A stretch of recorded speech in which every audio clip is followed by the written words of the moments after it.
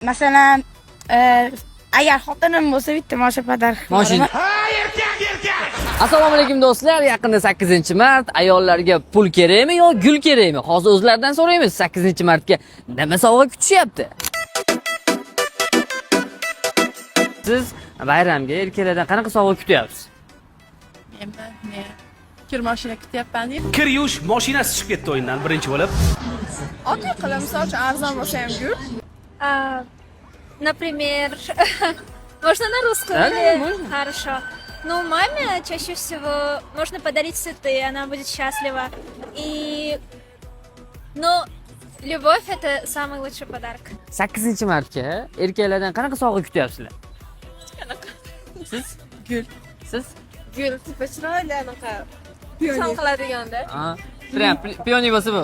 Bo'lsa bo'ldi. Xo'p, rahmat katta. 8-martga ayollarga nima sovg'a berish kerak? Gul. Gul. Gul, pul. Pul topish yo'lini axtarish kerak. Pul. Masalan, onaga bo'lsa gul yaxshi. Qizlarga bo'lsa? Qizlarga yarashmaydi u narsalar. Ayollar birinchi o'rinda atir bilan gullarni yaxshi ko'radi o'g'lim.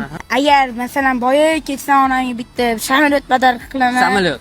Keyin masalan agar xotinim bo'lsa bitta mashina podarka Mashina.